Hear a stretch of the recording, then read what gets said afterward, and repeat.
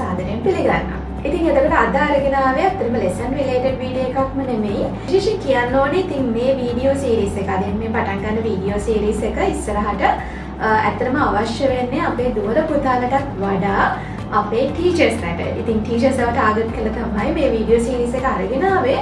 මොකද ඔයගොල්ලෝ දන්නවා මේ දවස්වල ඇත්තටම අපි හැමෝටම ඉස්කෝලේ ගත්තදී අපි හැමෝටම ගැටලුවක් කරලා තියෙන එක්තරා දෙයක් ගැන තමයි අපි මේ කතා කරන්න යන්නේ. ඉතින් අද ඔයගලන්ට කියලා දෙනවා කොහොමද ස්මාර්ට් බෝඩ් එක හරියට පාවිච්චි කරන්න කියලා.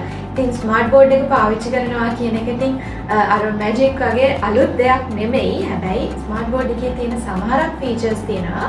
IT ටීචර් කෙනෙක් විදියට මට උනත් ඒක අලුත් අත්දැකීමක්. ඉතින් සමහරක් ෆීචර්ස් පාවිච්චි කරන විදිය අපි කවුරුත් ඇත්තටම දන්නේ නැති තැන් තියෙනවා. ඉතින් ඒ තැන් ටික තමයි මම දන්න ඒ කාරණා ටික තමයි ඕගොල්ලොත් එක්ක මේ ෂෙයා කරන්න යන්නේ. ඉතින් ස්මාර්ට් බෝඩ් එකක් ගද්දී අපිට ෆ්‍රීලි දෙන දේවල් තුනක් තියෙනවා.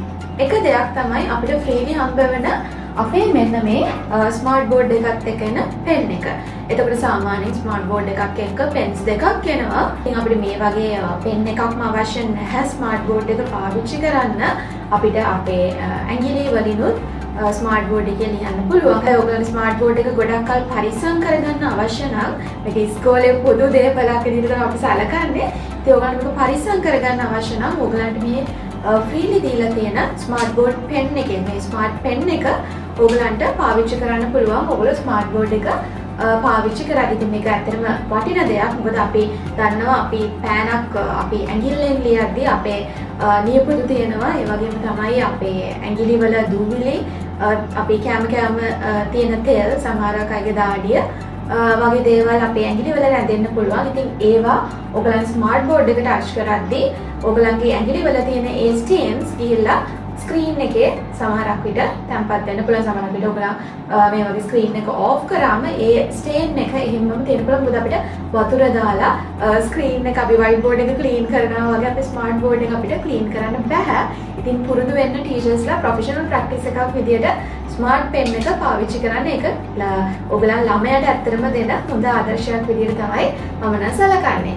ඒ වගේම තමයි ඔයගලන්ට ස්මාර්ට් බෝඩ් එකත් එක්ක හම්බෙන ඊළඟ ඔබ්ජෙක්ට් එක තමයි ඔයගලන්ගේ රිමෝට් එක. ඉතින් මේ රිමෝට් එක ඇත්තටම අපිට පාවිච්චි කරන්න පුළුවන් අපේ ස්මාර්ට් බෝඩ් එක ඔන් කරද්දී. ස්මාර්ට් බෝඩ් එක ඔන් කරද්දී ඔයගලන්ට ඔප්ෂන්ස් දෙකක් තියෙනවා. මෙතන ඔයගලන්ට පේනවා ඇති අපිට බටන් එක තියෙනවා. මෙතනිනුත් ඔයගලන්ට ස්මාර්ට් බෝඩ් එක ඔන් කරගන්න පුළුවන්. හැබැයි ඊට වඩා හොඳයි අපි හැමතිස්සෙම මේ බටන් එක ප්‍රෙස් කරලා අපේ ස්මාර්ට් බෝඩ් එක ඔන් කරන්න ගියොත් සමහරක් වෙලාවට ඉතින් 365 දවසම ටීචර්ස්ලා කී දෙනෙක් ස්මාර්ට් බෝඩ් එක පාවිච්චි කරයිද නේද? ඉතින් ඒක ඩැමේජ් නොකර ස්මාර්ට් බෝඩ් එක පරිස්සම් කරගන්න තියෙන හොඳම ඔබ්ජෙක්ට් එක තමයි අපේ මේ රිමෝට් එක. ඉතින් ඔයගලන්ට මේ රිමෝට් එක මෙනුස් ඔයගලන්ගේ අවශ්‍ය කරන මෙනු සෙටින්ග්ස් වෙනස් කරන්න වගේම ස්මාර්ට් බෝඩ් එක ඔන් ඔෆ් කරන්න, ඒ වගේම තමයි වීඩියෝ එකක් ස්ලයිඩ් ෂෝ එකක් වගේ දෙයක් ප්ලේ කරද්දී උනත් ඔයගලන්ට මෙන්න මේ රිමෝට් එක පාවිච්චි කරන්න පුළුවන්. ඊළඟ දේ තමයි ඔයගලන්ගේ ස්මාර්ට් බෝඩ් එකත් එක්ක හම්බ වෙන තුන්වෙනි ඔබ්ජෙක්ට් එක තමයි මෙන්න මේ HDMI කේබල් සෙට් එක. සමහරක් වෙලාවට ඔයගලන්ට HDMI කේබල්ස් දෙකක් හම්බ වෙන්න ඉඩ තියෙනවා. ලෙන්ත් එක අනුව එකක් ලෙන්ත් එකෙන් අඩු එකක් ලෙන්ත් එකෙන් වැඩි එකක්. ඒක ඔයගලන් ගන්න ස්මාර්ට් බෝඩ් එකේ බ්‍රෑන්ඩ් එක අනුව වෙනස් වෙයි. ඔයගලන්ට දෙන කම්පැනි එකත් එක්ක ඒක කතා කරගන්න පුළුවන්. ඉතින් මේ HDMI කේබල් එක අපිට පාවිච්චි කරන්න පුළුවන් අපේ කම්පියුටර් එක අපේ ලැප්ටොප් එක ඔයාලගේ ස්ක්‍රීන් එකත් එක්ක ඔයගලන්ට පෙයා කරගන්න කනෙක්ට් කරගන්න අවශ්‍ය වෙලාවකට. හරි. ඉතින් ඇත්තටම අපිට එහෙම අවශ්‍යතාවයක් ගොඩාක් වෙලාවට එනවා අඩුයි. අපේ ස්මාර්ට් බෝඩ් එකක් නිසා අපිට වයිට් බෝඩ් අපි ඉන්ටරැක්ටිව් වයිට් බෝඩ් එක නැත්නම් ප්‍රොජෙක්ට් එක පාවිච්චි කරද්දී තමයි ගොඩාක් වෙලාවට මේ HDMI එක වැදගත් වෙන්නේ.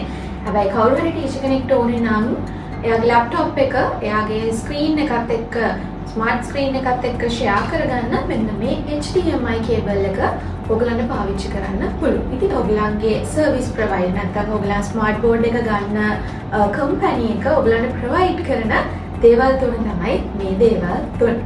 රයිට්. අපි ඊළඟට බලමු කොහොමද අපේ ස්මාර්ට් බෝඩ් එක ඔන් කරලා ඒ අදාළ කරන සෙටින්ග්ස් ටික ෆික්ස් කරගන්නේ කියලා.